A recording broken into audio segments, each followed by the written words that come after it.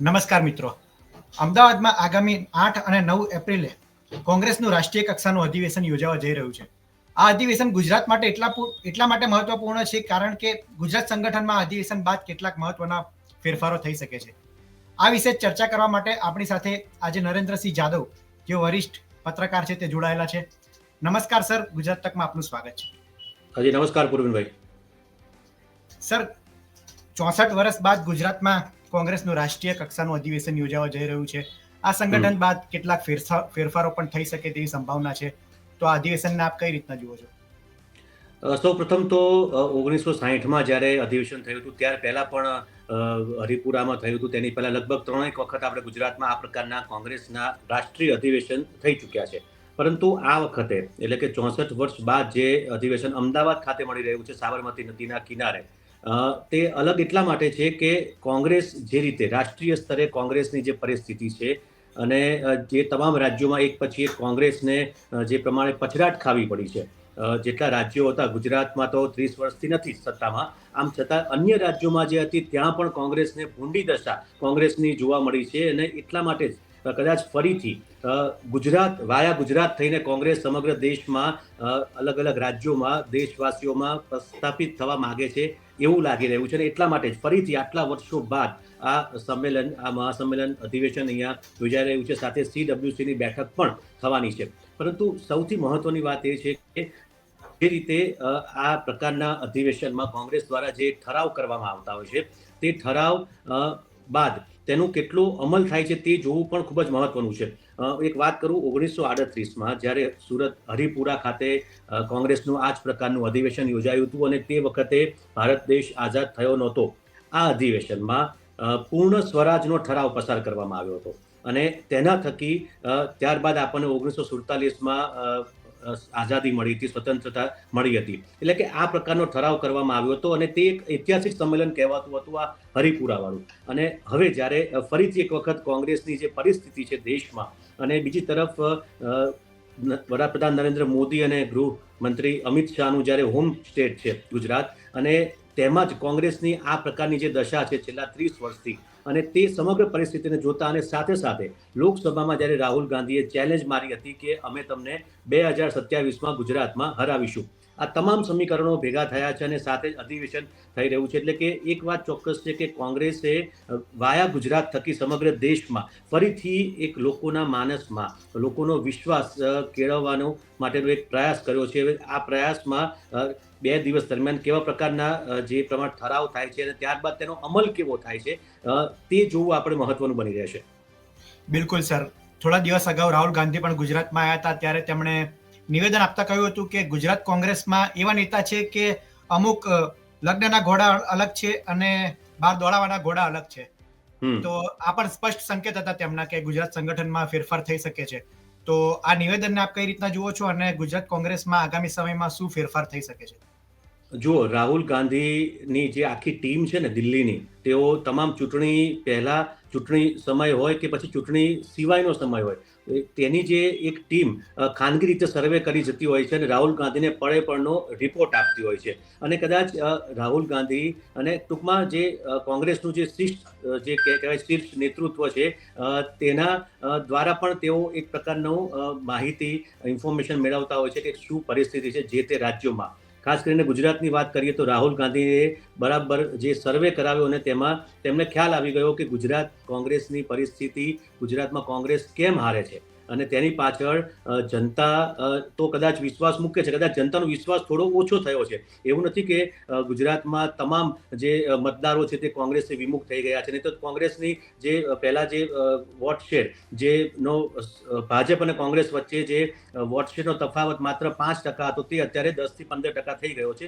પરંતુ vote share છે ગુજરાતમાં, લોકો કોંગ્રેસને ચાહવાવાળા વર્ગ હજી મરી નથી પરવાર્યો, એટલે કે તે વિમુખ નથી થઈ ગયા. આમ છતાં પણ રાહુલ ગાંધીએ જે નિશાન તાક્યું હતું તે ચોક્કસ કોંગ્રેસના નેતાઓ માટે જ તાક્યું હતું. પરંતુ કોંગ્રેસની પરિસ્થિતિ એવી છે પૂર્વિનભાઈ, અમે ઘણા વર્ષોથી જોતા આવ્યા છે કે 30 વર્ષથી તો સત્તામાં છે નહીં, પરંતુ ત્યારબાદ જે પણ નેતાઓ આવે છે ચૂંટણી સમયે જ્યારે ટિકિટ લેવાની હોય ત્યારે દોડાદોડી થતી હોય છે.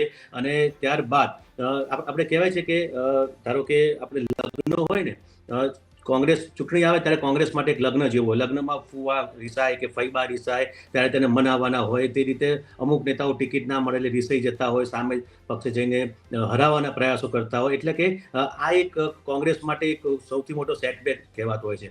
પરંતુ આ જે અધિવેશન છે, હું ટૂંકમાં કહી દઉં, આ જે અધિવેશન છે કોંગ્રેસ માટે લગ્ન નથી, પરંતુ ઘરમાં જાણે એક ધાર્મિક પ્રસંગ એટલે કે કથા હોય તો ત્યારે તમામ લોકો આવતા હોય છે, હળીમળીને રહેતા હોય છે. અત્યારે તમે જુઓ કે છેલ્લા કેટલાક દિવસોથી અમદાવાદમાં જે કોંગ્રેસના તમામ નેતાઓ, નાના નેતાઓથી લઈને મોટા જે જાણીતા નેતાઓ છે, છેલ્લા કેટલાક વર્ષોથી કોંગ્રેસ ઉપર જે કબજો જમાવીને બેઠા છે, તેવા નેતાઓ પણ અત્યારે એક સમ થઈને લાગી ગયા છે કામમાં. કેમ? કારણ કે તેમને શીર્ષ નેતૃત્વને બતાવવાનું છે. ધારો કે ચૂંટણી હોત તો આ રીતે તેઓ એક સમ થઈને કદાચ ભેગા ન થતા હોત, તેઓ એકબીજાના ટાંટિયા ખેંચતા હોય, તેવું પણ જોવા મળ્યું છે. વાત રહી કોંગ્રેસ જે રાહુલ ગાંધીએ જે નિવેદન કર્યું હતું, રાહુલ ગાંધીએ કીધું હતું કે રેસના ઘોડા અને જે બાકીના લગ્નના ઘોડાને અલગ તારવવા પડશે. અને ચોક્કસ કોંગ્રેસમાં એવું જ છે. તમે જુઓ છેલ્લી 5 કે 6 વિધાનસભા ચૂંટણી જોઈએ, લગભગ 2000ની સાલથી, અમે 2002થી વિધાનસભાની ચૂંટણીઓ હું જોતો આવ્યો છું. કોંગ્રેસમાં લગભગ 70 થી 80% ચહેરા એવા છે કે તેઓ એકના એક રિપીટ ઉમેદવાર થતા હોય, ભલે તેઓ હારતા હોય, પરંતુ દરેક ચૂંટણીમાં એવા નેતાઓ હોય જ કે જેઓ ટિકિટ તેઓ લઈને બેસી જતા હોય અને આખરે તેઓ હારી જતા હોય. એટલે કે જનતાને છે ને આવા કંઈક અલગ નેતૃત્વ જોતું હોય છે. એકના એક છાપેલા કાટલા જેવા નેતાઓ જે રીતે કોંગ્રેસમાં હોય છે, તેના કારણે કોંગ્રેસ પરનો વિશ્વાસ અને ખાસ કરીને જૂથબંધી, એટલે જનતા વિશ્વાસ નથી મૂકતી. અને એટલા માટે જ રાહુલ ગાંધીએ જે ઈશારો કર્યો છે તે ખૂબ જ સૂચક છે કે કદાચ સંગઠનમાં ફેરફાર કરશે, યુવાઓને તક આપવામાં આવશે. જે રીતે જે તાલુકા કક્ષાએ કે જિલ્લા કક્ષાએથી મંતવ્યો લેવામાં આવશે અને તેના આધારે ઉમેદવાર નક્કી કરવામાં આવશે. નહીં કે ઉપરથી જ્યારે કોઈ પણ પોતાનો જેક લગાવીને જે ટિકિટ લઈ લેતા હોય છે તેના તરફ ઈશારો ચોક્કસ કર્યો છે. પરંતુ કમનસીબી પૂર્વિનભાઈ એ છે ને કે કોંગ્રેસ અત્યારે 12 વિધાનસભામાં જુઓ તો 12 ધારાસભ્યો પર આવી ગઈ છે.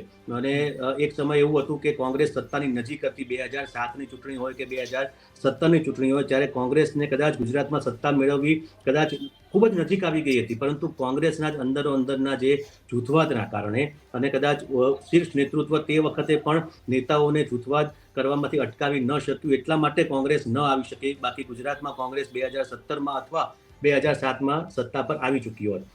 ભાજપ સાથે મિલી ભગતનો પણ આક્ષેપ ખુદ રાહુલ ગાંધીએ કર્યો કે નેતાઓ ભાજપ સાથે ભળી ગયેલા હોય છે. પરંતુ આવા નેતાઓને શોધવા કોંગ્રેસ માટે કદાચ ખૂબ જ મુશ્કેલ બનશે. હવે તમે એક દાખલો તમને આપું, અર્જુન મોઢવાડિયા, કે શીર્ષ નેતૃત્વનો કોંગ્રેસ હાઈકમાન્ડનો સંપૂર્ણ વિશ્વાસ અર્જુન મોઢવાડિયા ઉપર, અને કોઈ પણ કલ્પી ના શકે કે અર્જુન મોઢવાડિયા કોંગ્રેસમાંથી ભાજપમાં જતા રહેશે. અને આજે અર્જુન મોઢવાડિયા ભાજપમાં છે. કારણ કે નેતાઓને કદાચ સાચવતા કોંગ્રેસને નથી આવડતું, કે પછી ભાજપ જે આક્ષેપ કોંગ્રેસનો છે કે ભાજપ સામ દામ દંડ ભેદથી અમારા નેતાઓને ખેંચી જાય છે, ધાક ધમકી આપે છે કે પૈસાનું પ્રલોભન આપે છે. પરંતુ ચલો એ વાત હશે, પરંતુ કોંગ્રેસ નેતાઓને સાચવી નથી શકતી, એ પણ હકીકત છે. અને એટલા માટે જ કોંગ્રેસની જે આ પરિસ્થિતિ છે, રાહુલ ગાંધી હવે શું કરે છે આ અધિવેશનમાં, તો જે અનેક પ્રકારના ઠરાવો થશે, ન માત્ર ગુજરાતની ચર્ચા થવાની, સમગ્ર દેશની જે સાંપ્રત પરિસ્થિતિની ચર્ચા થવાની છે, સાથે ગુજરાતમાં કોંગ્રેસ ફરીથી કેવી રીતે રિવાઇવ કરી શકે તેની પણ ચર્ચા થશે. પરંતુ ફોકસ ઓલ ઓવર ઇન્ડિયાનું છે, સાથે ગુજરાતનું તો છે જ. ગાંધીજી, સરદાર વલ્લભભાઈ અને નહેરુ, આ 3 નેતાઓ, અને તેમાં પણ ગાંધીજી અને સરદારની ભૂમિ પરથી કોંગ્રેસ ફરીથી એક વખત દેશવાસીઓનો વિશ્વાસ જીતવાની આ કોશિશ કરશે. ત્યારે ગુજરાતની અંદર, એટલે કે ગુજરાતનું જે સંગઠન છે તેમાં બદલાવ તો ચોક્કસ આવશે.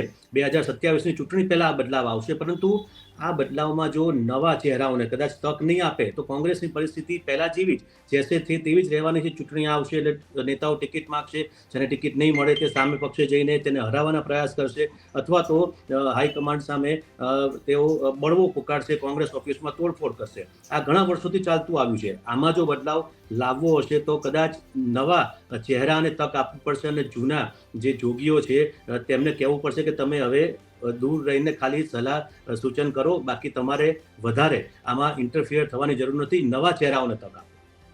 બિલકુલ સર, નવા ચહેરાની વાત કરીએ તો ગુજરાત કોંગ્રેસની આપણે વાત કરીએ તો છેલ્લા 30 વર્ષથી ભાજપનું શાસન છે, અને સંગઠનમાં આપણે જોઈએ તો એ જ 5 ચહેરા દર વખતે આવે છે. એ અમિત ચાવડા હોય, પરેશ ધાનાણી હોય, શક્તિસિંહ ગોહિલ હોય, કે આ 4-5 ચહેરા આજુબાજુ રમતા હોય છે, હરીફરીને પાછા એ જ ચહેરા પર આવી જાય છે.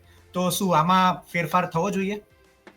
બિલકુલ, તમે જે ચહેરા ગણાવ્યા તેના સિવાય હું તમને કહું, ભરતસિંહ સોલંકી હોય કે પછી જે તુષાર ચૌધરી હોય કે પછી સિદ્ધાર્થ પટેલ હોય, આ એવા ચહેરાઓ છે કે વર્ષોથી કોંગ્રેસના કાર્યકરો અને ગુજરાતની જનતા જોતી આવી છે. પરેશ ધાનાણી હોય કે અમિત ચાવડા તો હજી થોડા નવા નેતાઓ કહેવાય, પરંતુ આ જે જૂના નેતાઓ છે તેઓ પણ પોતાનો એક વર્ચસ્વ કોંગ્રેસ ઉપર જમાવવા માગે છે અને તે છોડતા નથી, અને આ જ કદાચ કોંગ્રેસની કમનસીબી છે.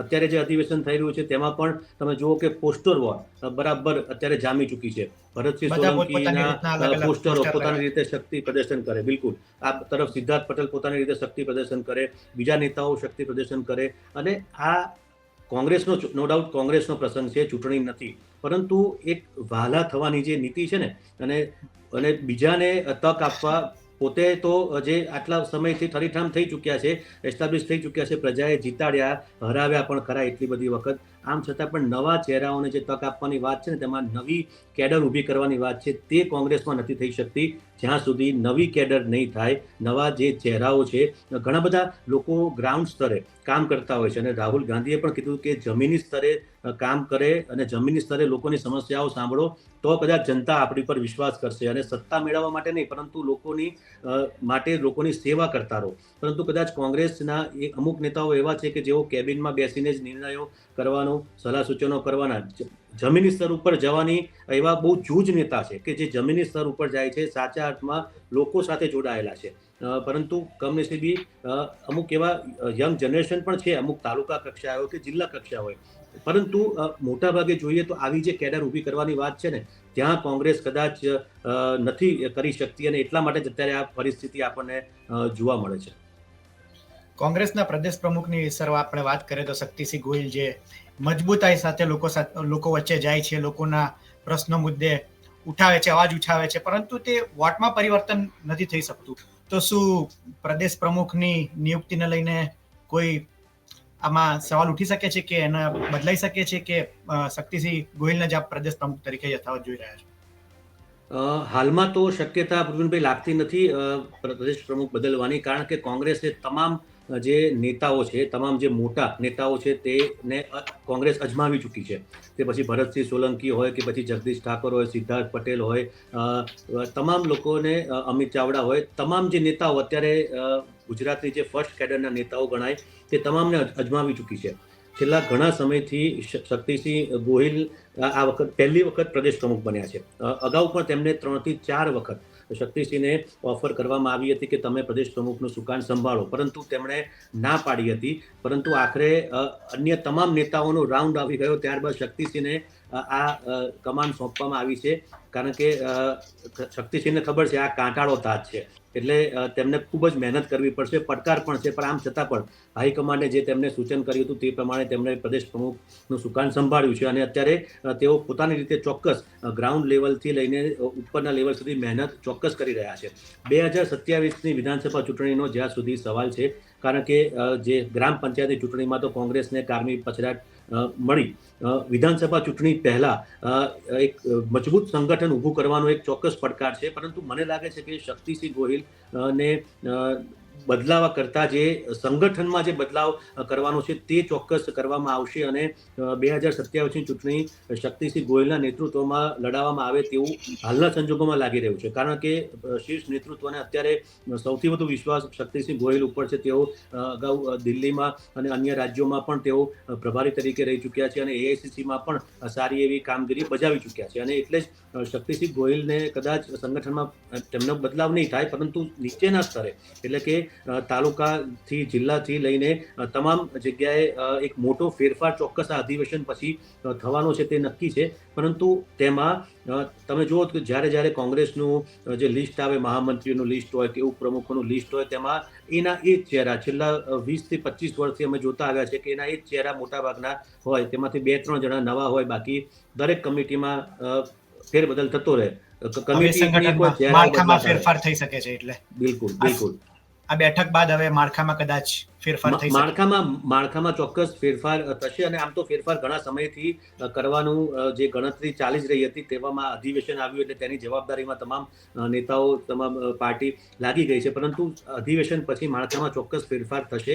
પરંતુ હું તમને ફરી કહી દઉં, આ જે અધિવેશન છે સાથે CWCની બેઠક છે, તે રાષ્ટ્રીય સ્તરે કોંગ્રેસનું રાષ્ટ્રીય સ્તરે જે પ્રદર્શન છે, અને હવે આગામી સમયમાં અન્ય રાજ્યોમાં જે વિધાનસભા ચૂંટણીઓ આવવાની છે તેમાં કોંગ્રેસ કઈ રીતે કામગીરી કરે, કોંગ્રેસની જે વિચારધારા છે તેને કઈ રીતે વધુ મજબૂત કરવામાં આવે, તે તમામ મુદ્દાઓ પર ચર્ચા થશે. અમુક ઠરાવ પણ થશે.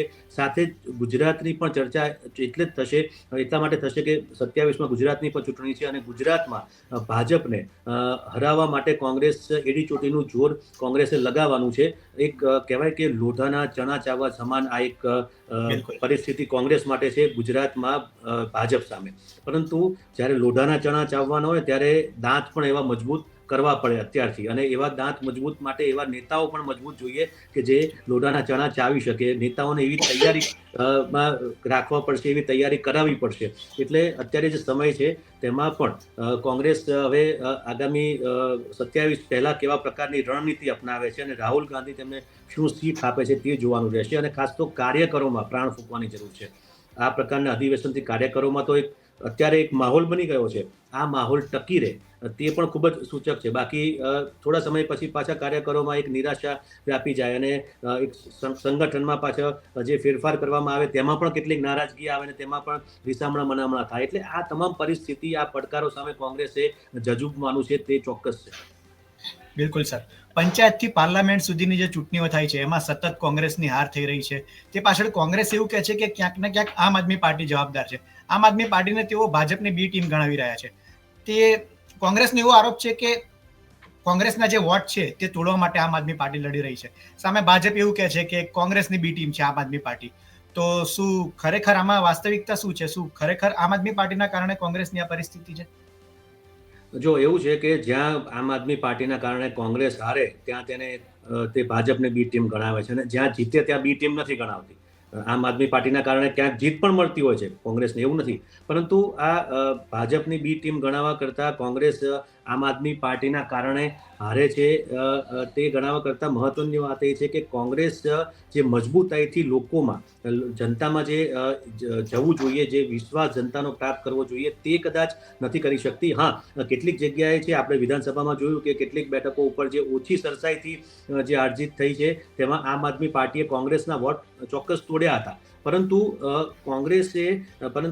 કોંગ્રેસના જે ઉમેદવારની પસંદગીમાં કોંગ્રેસ જે ક્યાંક ને ક્યાંક થાપ ખાતી હોય છે, ત્યાં પણ કોંગ્રેસનો જ વાંક હોય છે. ત્યાં કદાચ આમ આદમી પાર્ટીનો વાંક નથી હોતો. આમ છતાં પણ તેનો વાંક કાઢવામાં આવતો હોય છે. નો ડાઉટ રાજકારણમાં પાર્ટીના મત તોડવાના કે બીજા મત લેવાના એ ચાલતું હોય છે.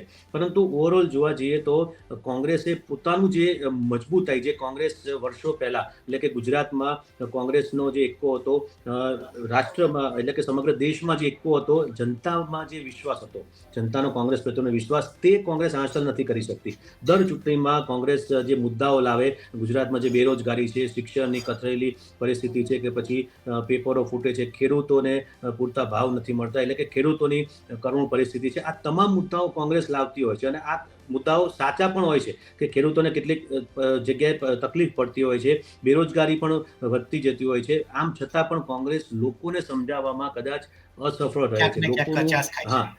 કચાશ એ ખાય છે. લોકોનું માનસ કદાચ નથી સમજી શકતી, અને આખરે તેનો લાભ ભાજપ લઈ જાય છે. તમામ મુદ્દાઓ કોંગ્રેસ ખૂબ જ સાચી રીતે ઉઠાવતી હોય છે.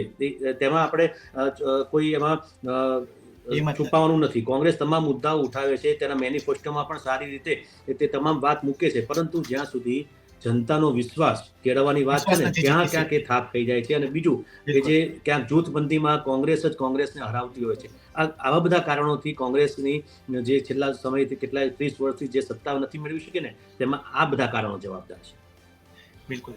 ગુજરાતમાં સર કડી અને વિસાવદર બેઠક પર પેટા ચૂંટણી યોજાવા જઈ રહી છે. જો કે હજી તેની તારીખોની જાહેરાત નથી થઈ. તે પહેલા જ આમ આદમી પાર્ટીએ ગોપાલ ઇટાલિયાને પોતાના ઉમેદવાર જાહેર કરી દીધા છે. તેને લઈને પણ ક્યાંક ને ક્યાંક આમ આદમી પાર્ટી અને કોંગ્રેસ વચ્ચે મીઠા ઝઘડા અત્યારથી શરૂ થઈ ગયા છે કે હજી ચૂંટણીની જાહેરાત નથી થઈ તે પહેલા આમ આદમી પાર્ટીએ પોતાની રીતના ઉમેદવાર જાહેર કરી દીધા.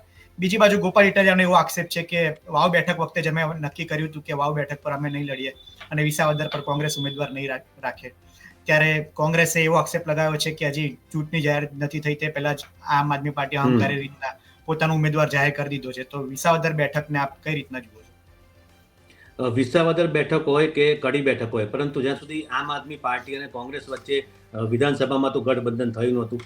આપણે જે છેલ્લી વિધાનસભાની ચૂંટણી થઈ, અત્યારની જે આ પેટા ચૂંટણી છે તેમાં કદાચ કોંગ્રેસ ને આમ આદમી પાર્ટીએ અંદરો અંદર સમજૂતી કરી હશે. આમાં કોઈ લેખિત કરાર ન હોય. જેમ કે તમે કીધું કે વાવ બેઠક ઉપર જે ઉમેદવાર નહીં મૂકવાની વાત હતી, એવું આમ આદમી પાર્ટીનું કહેવું છે.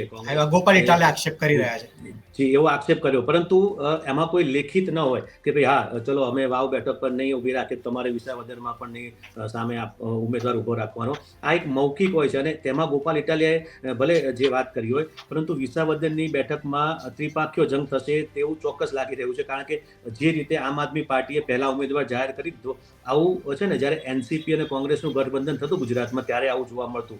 એનસીપી પોતાના પહેલા ઉમેદવારની વાત જાહેરાત કરી દે 8 થી 10 બેઠકો ઉપર, ત્યારબાદ છેલ્લી ઘડીએ કોંગ્રેસ અને એનસીપી વચ્ચે નેતાઓ મળે, ચૂંટણીના જાહેર થાય એટલે પછી એમાં 1 કે 2 બેઠક એનસીપી ને આપે. ચલો તમે 10 બેઠક નહીં, તમે 2 બેઠક પર તમે લડજો, અમે ઉમેદવાર નહીં ઉભા રાખીએ. આવું જ કદાચ હવે આમ આદમી પાર્ટી સાથે થવા લાગ્યું છે. પરંતુ અત્યારે તો માત્ર 2 બેઠકની ચૂંટણી છે, એટલે વિસાવદર બેઠક ઉપર મને નથી લાગતું કે કોંગ્રેસ પોતાનો ઉમેદવાર ઉભો નહીં રાખે. કોંગ્રેસ ચોક્કસ ઉમેદવાર ઉભો રાખશે, ત્રિપાંખીયો જંગ થશે, અને તેમાં જો આવું થશે તો ભાજપને ચોક્કસ ફાયદો થઈ જશે મત વેચાઈ જવાના કારણે. એટલે હવે છેલ્લી ઘડીએ શું થાય છે, નેતાઓ મળીને જો સમાધાન કરે છે કે નહીં, તે હવે કોંગ્રેસ, આમ તો કોંગ્રેસમાં હંમેશા છે ને તમામ બધું છેલ્લી ઘડીએ જ થતું હોય છે. ટિકિટની વહેંચણી હોય, ઉમેદવારોના નામની જાહેરાતો અને ફોર્મ ભરવાનું છેલ્લો કલાક બાકી હોય ને ત્યારે પણ કેટલાક ઉમેદવારો ફોર્મ ભરવા દોડતા હોય છે, વિધાનસભાના ઉમેદવાર. એટલે કોંગ્રેસમાં બધું છેલ્લી ઘડીએ થશે. એટલે હવે જોવાનું એ રહેશે કે આ ઉમેદવાર જાહેર કરે તો પણ કદાચ કોંગ્રેસને મુશ્કેલી, ન કરે તો પણ કોંગ્રેસને એક બેઠક કદાચ જતી રહેવી મુશ્કેલી. એટલે કે કોંગ્રેસ માટે જે વ્યૂહરચના કરવી જોઈએ ને તે અત્યારે કરવાની વધારે જરૂર મને લાગે છે.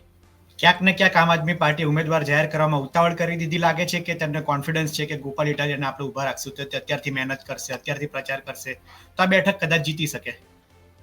આમ આદમી પાર્ટી આમ તો જોવા જઈએ તો કોંગ્રેસ ઉપર એક પ્રકારે પ્રેશર તો કરી દીધું છે ગોપાલ ઇટાલિયાના નામની જાહેરાત કરીને. એટલે કદાચ એવું માની શકાય કે તેમને એવો વિશ્વાસ હશે કે ઉપરની જે નેતાગીરી છે તે કોંગ્રેસને મનાવીને અહીં કોંગ્રેસ પોતાનો ઉમેદવાર ઉભો ન રાખે તે માટે એને મનાવી લેશે, અથવા તો વાત કરીને આખું એક સેટલમેન્ટ કરી દેશે. પરંતુ ગોપાલ ઇટાલિયાના નામની જાહેરાત આમ આદમી પાર્ટી એટલે કરી કે ગોપાલ ઇટાલિયા પ્રદેશ પ્રમુખ રહી ચૂક્યા છે આમ આદમી પાર્ટીમાં, અને એક મજબૂત ચહેરો છે, અને વિસાવદરમાં એક પાટીદાર ચહેરા તરીકે પણ એસ્ટાબ્લિશ કરવામાં તેણે એક ઉપરથી હાઈકમાન્ડની સૂચના આદેશ હાઈકમાન્ડનું મંજૂરી મેળવી લીધી છે. અને એટલા માટે જ આમ આદમી પાર્ટીએ આમ જોવા જઈએ તો ઉતાવળ નથી કરી, પરંતુ કોંગ્રેસને તેણે ચોક્કસ કોંગ્રેસને વિચારતી કરી દીધી કે આટલા વહેલા ઉમેદવાર જાહેરાત કરવાનું ગણતરી શું હોઈ શકે. બિલકુલ સર, ફરીવાર આપણે એઆઈસીસી ની જે બેઠક મળવાની છે, સીડબ્લ્યુસી ની બેઠક, એની વાત કરીએ તો રાષ્ટ્રીય સ્તરની આ બેઠક છે. એટલે કેટલાક રાષ્ટ્રીય નેતા, કોંગ્રેસના મોટાભાગના રાષ્ટ્રીય નેતાઓ પણ અહીંયા આવશે, ચર્ચા કરશે. દેશની ચર્ચા સાથે ગુજરાતની પણ ચર્ચા કરશે. તો શું આગામી સમયમાં રાષ્ટ્રીય સ્તરે પણ કોંગ્રેસના સંગઠનમાં, માળખામાં ફેરફાર થઈ શકે છે? કારણ કે આગામી સમયમાં અન્ય રાજ્યોની ચૂંટણી પણ યોજાશે. હા, ડેફિનેટલી કોંગ્રેસમાં આ પ્રકાર એક છે ને એક સાયકલ છે કે આ રીતે અધિવેશન તો એક કોંગ્રેસની એક પાર્ટીની પ્રક્રિયાનો ભાગ છે. પહેલા રાયપુરમાં થયું, ત્યારબાદ જયપુરમાં થયું, હવે અમદાવાદમાં થયું. એટલે કે આ એક રૂટીન પ્રોસેસ છે. અને ત્યારબાદ જે સંગઠનમાં ફેરફાર અમુક વર્ષે કોંગ્રેસમાં ફેરફાર થતા જ રહે છે. છેલ્લે કોંગ્રેસમાં જે સંગઠનમાં લગભગ 2.5-3 વર્ષ પહેલા જે રાષ્ટ્રીય સ્તરે જે ફેરફાર કરવામાં આવ્યા, અને હવે તે સમય પાછો લગભગ 3-3.5 વર્ષ પછી ફરીથી એક વખત કોંગ્રેસમાં ચોક્કસ ફેરફાર સંગઠનમાં થશે. પરંતુ મહત્વની વાત એ છે કે આ પ્રકારના જે અધિવેશન થતા હોય છે, જે સીડબ્લ્યુસીની બેઠકમાં જે રણનીતિ ઘડવામાં આવતી હોય છે, તેનું ઇમ્પ્લિમેન્ટેશન, એટલે કે તેનો અમલ કેટલા સ્તરે થાય છે તે જોવું મહત્વનું છે. હમણાં તમને યાદ હશે સામ પિત્રોડાએ ક્યાંક વાત કરી હતી. સામ પિત્રોડા એટલે કે ગાંધી પરિવાર સાથેનો એક અતૂટ નાતો તેમનો રહ્યો હતો. રાજીવ ગાંધી હોય, ઇન્દિરા ગાંધી હોય, કે પછી સોનિયા ગાંધી હોય, રાહુલ ગાંધી હોય, તમામ સાથે એક કોંગ્રેસના એક રણનીતિકારમાં એ ગણાતા. પરંતુ હમણાંથી તો તેમણે કોંગ્રેસ સાથે દૂર છે, કોંગ્રેસને છેડો ફાડી દીધો છે. તેમણે પણ કહ્યું કે આ પ્રકારના જે અધિવેશન થતા હોય છે ને તે ખૂબ જ ઠરાવ સારા થાય, જે વિચારધારાની વાત થાય, તેનો અમલ કરવા માટેની એક રણનીતિ ચોક્કસ કરવામાં આવે, પરંતુ તેનું ઇમ્પ્લિમેન્ટેશન જે થવું જોઈએ ને તે કોંગ્રેસમાં થતું નથી અને એમાં જ કોંગ્રેસ ક્યાંક ને ક્યાંક પછડાટ થતી હોય છે. એટલે કે તેમણે એમ પણ કહ્યું કે આના માટે આવા અધિવેશન પછી ઇમ્પ્લિમેન્ટેશન કમિટી બનાવવી જોઈએ કે તે નક્કી કરે કે આ 2 ઠરાવ થયા હતા તો તેનો અમલ માટે હવે આપણે કઈ રીતે આગળ વધવું, શું કરવું, કોને કહેવું, ક્યાં જવું. એ ટૂંકમાં આ એક કમિટી બનાવવાની વાત કરી, એટલે કે અમલ નથી થતો. હું એક તમને યાદ કરાવું કે લગભગ 2017માં કોંગ્રેસ વિધાનસભામાં ગુજરાતમાં કોંગ્રેસની બહુમતી આવી જાય તેવી પરિસ્થિતિ હતી, પરંતુ છેલ્લી ઘડીએ ક્યાંક જે સેટિંગ થયું અને તેમાં કોંગ્રેસના 8 થી 10 જે ધારાસભ્ય જે ઉમેદવારો હતા તેઓ પાણીમાં બેસી ગયા અથવા તેમને પ્રચાર ન કરવાનું કહેવાયું અને આ રીતે કોંગ્રેસને હાર મળી. ત્યારબાદ દ્વારકા ખાતે એક મંથન શિબિરનું આયોજન કરવામાં આવ્યું હતું કે કોંગ્રેસની હારના કારણો શું. 2007ની ચૂંટણીની વાત કરું, વિધાનસભાની, કોંગ્રેસની હારના કારણો શું. એટલે દ્વારકામાં 3 દિવસ દરમિયાન ગુજરાત કોંગ્રેસના તમામ જે નેતાઓ છે તેમણે એક મંથન કર્યું કે આપણે આ કારણથી હાર્યા અને હવે આપણે પૂરા જોશથી આગામી વિધાનસભામાં આ મુદ્દાઓને આપણે નજરઅંદાજ નહીં કરવા, પરંતુ તેનો અમલ કરવો કે આ મુદ્દાઓને આપણે દૂર રાખવા જે આપણને હારના કારણો છે.